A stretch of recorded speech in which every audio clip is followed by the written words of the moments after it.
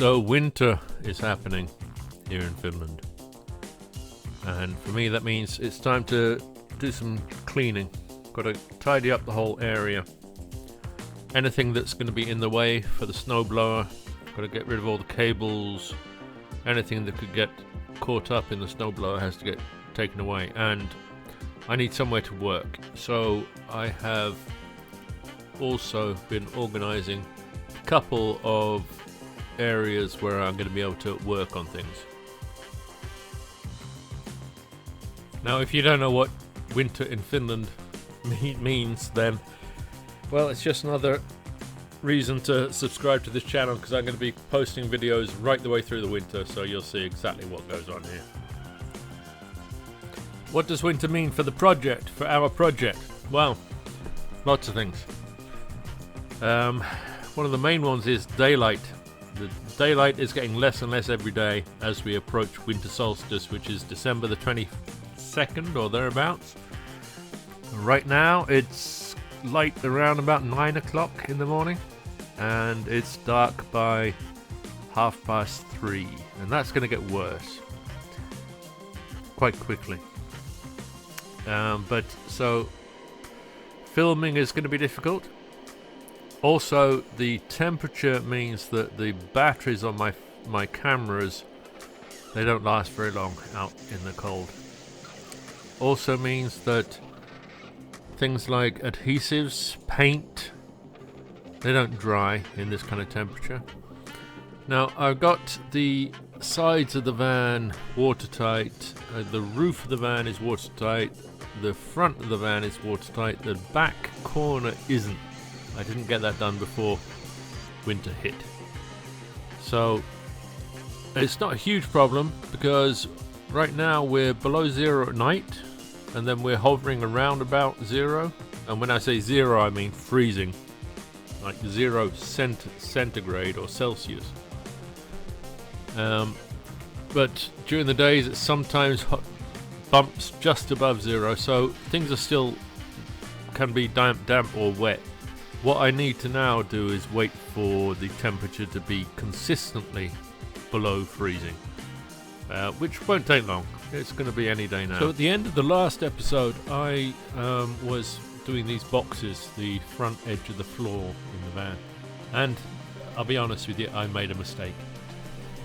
I put the pipe in there so that I can have a radiator system in the back of the van, and I wanted to have a valve in there so that I could isolate that radiator circuit. I ordered the valve, and then I went ahead and built everything. The valve turned up, and it turned out to be way bigger than I expected.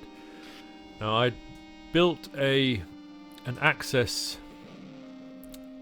panel so I could get to the place where there were joints in the pipe, but I didn't make that access panel big enough. Had I waited, I would have known to make it bigger. Oh well, that's just the way it goes. I'm going to go with it as it is, but I'm going to make a small change. The access panel I've got, it basically does give me access to the valve and all the joints in the pipe, but just in case, I'm going to fix this front panel of the boxes with screws that I can then use to remove the panel if I need to. I was going to do it with hidden nails, but I'm going to put in screws so that if I need to take this panel off, I can. I don't like the idea of pipes being hidden behind things where there can be leaks that you don't know about. So that's the plan. Currently, I need to plan a little bit more ahead.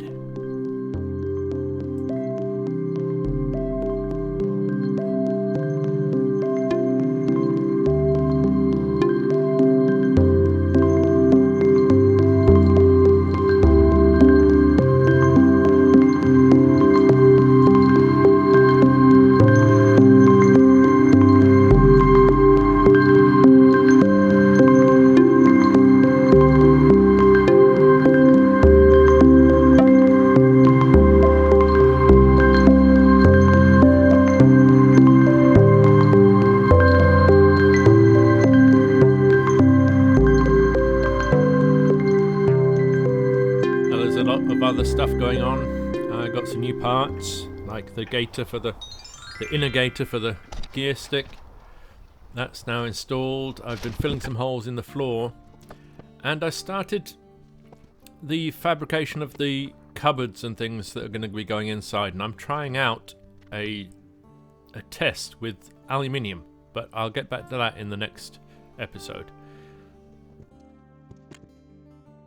But one thing I'm excited about and that I'm going to talk about in this episode is this thing that I managed to acquire. I found it online. I haggled the price down to 125 euros, which I think was a bargain. This thing's great. It's a shelf or a drawer. It's 2 meters long, 2 meters and 8 centimeters long. So it's just shorter than the width of the van, which is 2 meters and 17. Now, the seller said that this thing was made by a company that makes equipment for ambulances, but I actually think I know what this is. The top is stainless steel. It's got really good quality runners underneath it that are all heavy duty aluminium. The bearings are fantastic. Now I'm gonna have to modify it a bit, but see if you can figure out what this is. I think I know. If you got any guesses, put them in the comments, and if you're on the right track, I'll let you know, or I'll reveal it in the next episode. But the first thing I had to do with this was to do some modifications. It only actually pulls out halfway, so I had to make some new stoppers and some new latches so that it will pull out much further without coming all the way out and falling off the runners, and so that it will lock in positions. It will lock in 3 different positions now currently. Now it was a toss-up between spending the money on this or getting the panels for the inside of the walls. The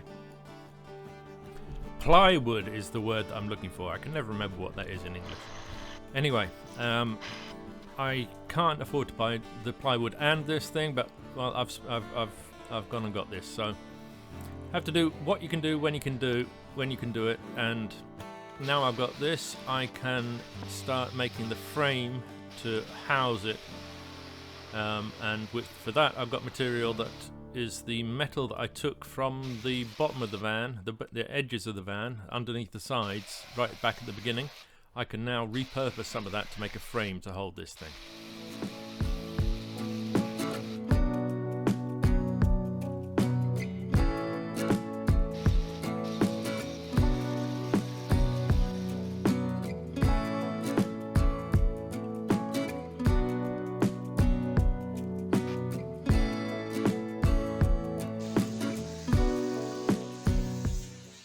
Yeah, oops is right.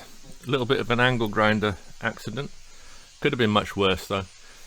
Seems like a good time to talk briefly about safety. I don't like these YouTube videos that lecture everyone about all the safety gear you're meant to wear and use. Obviously you're meant to.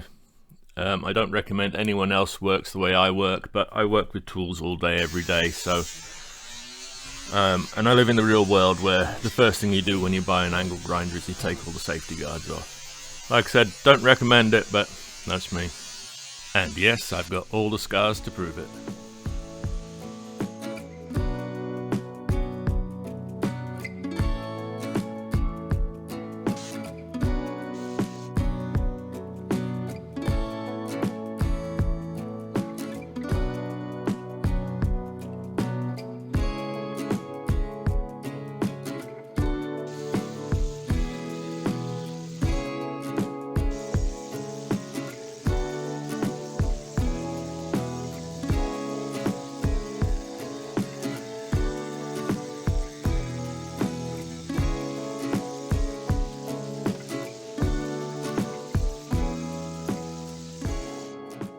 So in the next episodes I should be getting this drawer installed. As soon as I can afford to get the plywood for the walls, I'll be getting the walls down and installing windows at the same time. Then there's the radiator system, and I'm going to be starting to put together cupboards and investigating the possibility of building the frames for the cupboards from aluminium. So in the next episodes I'll be trying brazing aluminium. But lots to do. Have to do what I can do when I can do it. I'll see you in the next one.